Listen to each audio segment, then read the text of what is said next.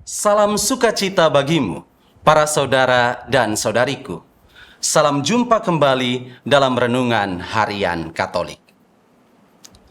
Selama menekuni hidup harian hingga saat ini, pernahkah Anda dihadapkan dengan pertanyaan, makan untuk hidup atau hidup untuk makan? Bila pernah, apa jawaban Anda? Sejauh yang saya ketahui, pertanyaan ini sebenarnya bertujuan untuk memastikan prioritas hidup kita. Biarpun formulasi kata-katanya kelihatan sama, kedua pernyataan ini memiliki fokus yang berbeda sama sekali.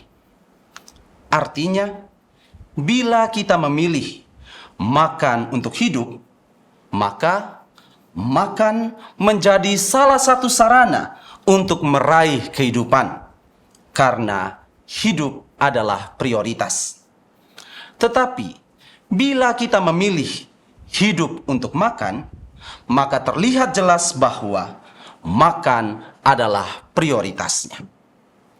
Namun, baiklah dipikirkan pula bahwa entah itu makan untuk hidup maupun hidup untuk makan, adakah kita bisa makan tanpa bekerja? Tentu saja tidak. Untuk bisa makan, apalagi mendapat makanan yang layak, bekerja adalah keharusan.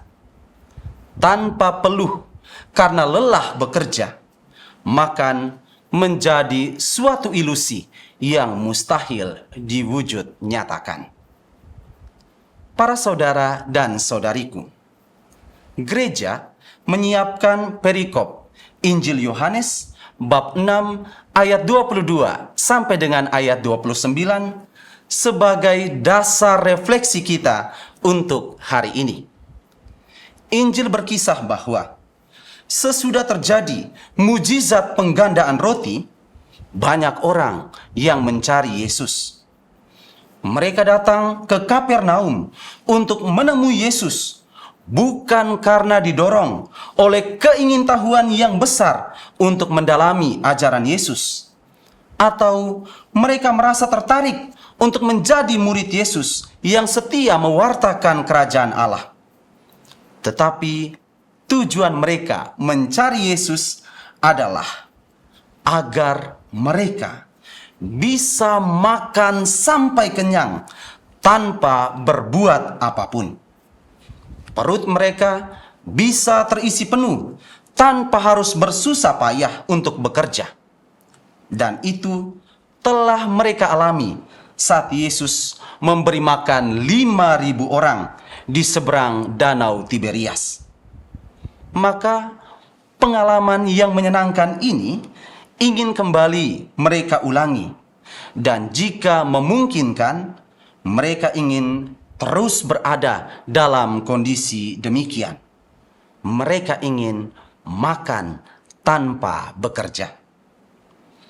Berhadapan dengan motivasi yang keliru ini, Yesus pun menasihati orang banyak yang menemuinya itu dengan berujar bahwa untuk bisa makan, bekerja adalah keharusan.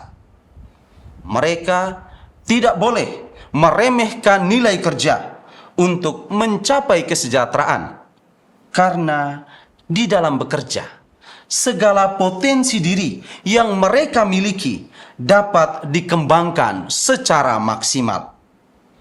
Allah telah memberi rahmat-Nya berupa kepandaian dan keterampilan kepada setiap orang.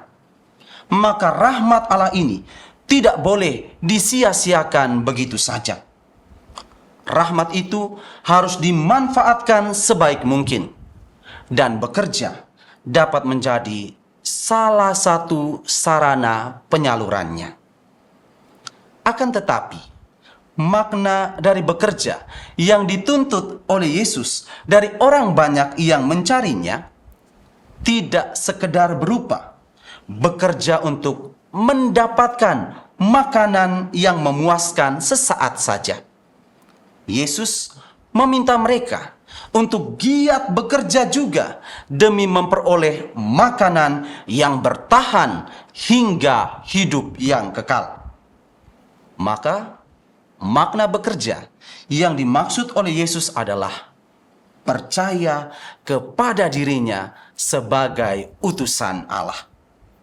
Yesus berkata bahwa pekerjaan ini amat dikehendaki oleh Allah karena Bapa sendiri telah melakukannya. Bapa mengutus Yesus ke tengah dunia untuk mewujudkan keselamatan yang telah lama dijanjikannya karena Bapa yakin pada sosok Yesus. Yesus pun menjawab kepercayaan itu dengan berani menyerahkan tubuh dan darahnya sebagai makanan. Dan siapapun yang percaya kepada Yesus layak menyantap makanan ini. Dengan ambil bagian dalam santapan ini, hidup kekal menjadi suatu kenyataan. Karena itu, para saudara dan saudariku, mari teguhkan kembali kepercayaan kita kepada Allah. Jangan mencari Allah cuma untuk memenuhi kepentingan jasmania kita semata. Temui dan dekatilah Dia senantiasa, karena hanya Allah yang paling paham tentang diri kita. Memang harus diakui bahwa percaya kepada Allah bukan pekerjaan yang mudah. Tetapi jika ganjaran dari kepercayaan itu adalah hidup kekal, lantas mengapa kita tidak mau berjuang untuk mewujudkannya?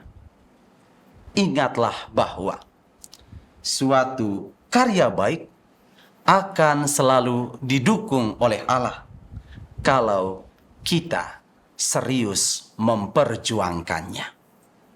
Tuhan memberkati kita sekalian.